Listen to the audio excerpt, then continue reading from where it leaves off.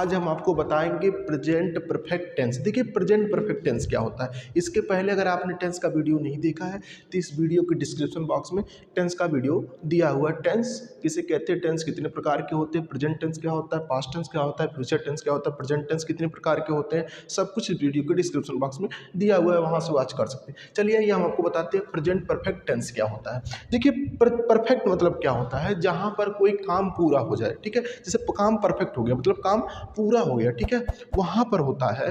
और जो काम पूरा हो प्रेजेंट हो, ठीक है, अब जैसे काम पूरा हो गया तो पास्ट भी हो सकता है।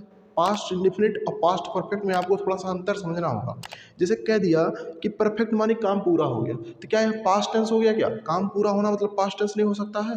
हो सकता है, बिल्कुल हो सकता है, लेकिन यहाँ थोड़ा सा हमको ध्यान रखना होता है कि जब हम कोई काम करते हैं, ठीक है, जब हम कोई काम करते हैं तो उसका प्रभाव अगर प्रेजेंट टेंस में पड़ रहा है तो परफेक्ट हो जाता है, लेकिन अगर उसका प्रभाव नहीं पड़ रहा है तो वहाँ पास्ट टेंस हो सकता है। जैसे मान लीजिए सपोज डेट, जैसे काम पूरा तो हो गया तो क्या इसको हम पास्ट टेंस नहीं कह सकते हैं? परफेक्ट टेंस तो इसी बोलते हो ना, प्रेजेंट परफेक्ट। ध्यान से आपको समझना होगा प्रेजेंट परफेक्ट टेंस और पास्ट इंडेफिनिट टेंस मतलब सिंपल पास्ट टेंस में अंतर क्या होता है। पहले आप इसको श्योर हो जाएंगे तभी आप आगे इसको समझ पाएंगे।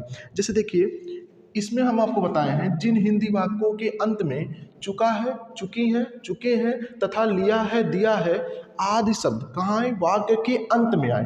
देखिए कहाँ आएगा? वाक्य के अंत में। देखो चुका है, यहाँ लिया है नीचे है, ठीक, तो ये वाक्य के अंत में अगर आ रहा है तो ही आपका होगा प्रेजेंट परफेक्ट टेंस। और रही बात पास्ट सिंपल पास्ट टेंस की, तो उसके अंत में रहेगा आ ई ए की मात्राएं, ठीक है, ता था, ती थी, ते थे, ऐसा करके आएगा। अब कहोगे सर जो काम जिसको हम इसको कहीं कहीं डिफिनेशन में हम पढ़ते हैं प्रेजेंट परफेक्ट टेंस उसे कहते हैं जिसमें काम की पूर्ति हो जाए। अब जब काम की पूर्ति हो गई तो क्या पास्ट टेंस नहीं हो गया? हाँ बिल्कुल हो गया पास्ट टेंस, लेकिन ध्यान से समझना होगा जब आप कोई काम शुरू करते हैं, मान लीजिए आपने काम शुरू किया, करते करते शुरू किया, एक समय आता है काम मध्य में होता है, ठीक, और एक समय क्या होता है काम पूर्ति हो गया। जहाँ एक काम पूर्ति हो जाता है वहाँ हो जाता है पास्ट टेंस। क्या हो जाता है? Past tense. लेकिन मध्य में है और मध्य में भी पूरा भी नहीं है और अधूरा भी नहीं है, तो वहाँ होता परफेक्ट। क्या होता है?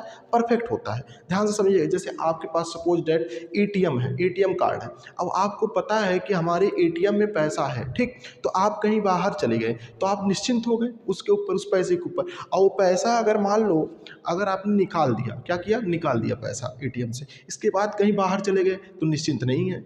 तो यहाँ पर जहाँ निश्चिंत नहीं है वो हो गया पास्ट टेंस, और जहाँ पर आप निश्चिंत हो गए मतलब आपको अभी मतलब कल्पना है या आपको विश्वास है कि मेरे पास पैसा है, वही आपका हो गया परफेक्ट, ठीक, जहाँ प्रभाव पड़े आपके ऊपर कि हाँ मेरे पास पैसा है, वही आपका हो गया परफेक्ट टेंस। जैसे समझिएगा, अब इसको हम आपको बताते हैं इसका स्ट्रक्चर क्या होता है कि इसमें पहले सब्जेक्ट आता है। पहले क्या रहेगा? सब्जेक्ट। अगर आपका सब्जेक्ट सिंगुलर है, सब्जेक्ट सिंगुलर के साथ हैज का प्रयोग, किसका प्रयोग करेंगे? हैज का प्रयोग करते हैं, ठीक है, और सब्जेक्ट प्लूरल होगा, बहुवचन होगा तो हैव का प्रयोग करेंगे, ठीक।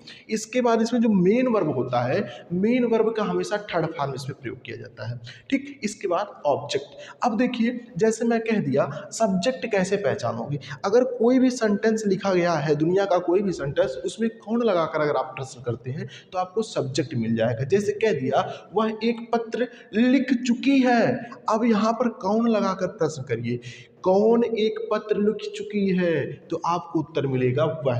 अब देखिए लिख चुकी है, अब आपको जेंडर पर ध्यान देना होगा, कौन सा जेंडर है? फेमिनिन जेंडर है, तो यहाँ आपके ही नहीं लगेगा, सी लगेगा, ठीक, तो यहाँ होगा सी। क्या लगेगा? सब्जेक्ट हो गया आपका सी। इसके बाद अब सब्जेक्ट सिंगुलर है कि प्लूरल है ये भी ध्यान रखना होगा। सब्जेक्ट सिंगुलर है, सिंगुलर के साथ हम हैज का प्रयोग करते हैं, हैज, ठीक। इसके बाद हम पहचानेंगे मेन वर्ब। अब देखिए वर्ब की एक खासियत होती है उसके अंत में ना होता है, जैसे लिख, तो लिख नहीं होता, लिखना होता है। कैसे वर्ब पहचानोगे? अगर इसके अंत में ना रहे, जैसे लिखना, खेलना, कूदना, भागना, चलना, दौड़ना, ये सब क्या? उठना, जागना, ये सब वर्ब है जिसके अंत में ना का प्रयोग हो वही आपका वर्ब है, ठीक। तो लिख नहीं होता, लिखना होता, ऐसे पहचानोगे। तो राइट माने होता है लिखना, राइट, रोट, रिटन, हमको थर्ड फॉर्म लिखना है तो यहाँ हो जाएगा रिटन, ठीक, रिटन। अब देखिए इसके बाद ऑब्जेक्ट, क्या बचेगा? ऑब्जेक्ट, तो क्या हो जाएगा? A letter. क्या हो जाएगा? A letter. तो यहाँ पर हो गया C has written a letter, वह एक पत्र लिख चुकी है। अब देखिए एक और है, मैंने अभी एक कलम खरीद लिया है।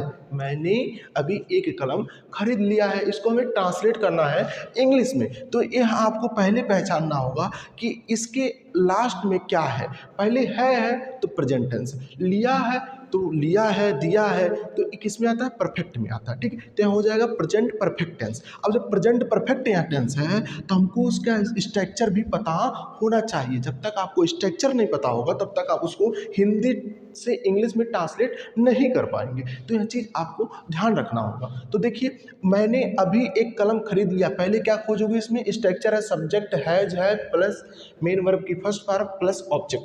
तो हम पहले इसमें सब्जेक्ट खोजेंगे। कौन अभी एक कलम खरीद नहीं लिया है, मैंने, तो क्या मिलेगा, आई। अच्छा एक चीज़ और बताइएगा, हमें आई के साथ हैव लगाओगे कि हैज लगाओगे, क्यों लगाओगे। अब देखो इसके आई के साथ जब भी प्रेजेंट टेंस की मैं बात करूं, प्रेजेंट टेंस में आई प्लूरल होता है, बहुवचन होता है, लेकिन यही आई जब आपके पास्ट टेंस में चला जाएगा तो सिंगुलर हो जाएगा, तो आई वाज हो जाता है। इसमें आई हैव होगा। आई हैव अभी के लिए just, I have just bot माने खरीदना, ये खरीद नहीं होता, खरीदना होता वर्ब। तो यहाँ हो जाएगा बाई का होता है बॉट थर्ड फॉर्म। ठीक, इसके बाद ए पेन क्या हो जाएगा, a pen. I have just bought a pen, मैंने अभी एक कलम खरीद लिया है। ठीक है, इसका हिंदी यहाँ होगा। आशा करता हूँ आपको प्रेजेंट परफेक्ट टेंस समझ में आया होगा। आप इस वीडियो को लाइक कीजिए, चैनल को सब्सक्राइब कर दीजिए और अपने इस वीडियो को अपने दोस्तों में अधिक से अधिक शेयर करिए।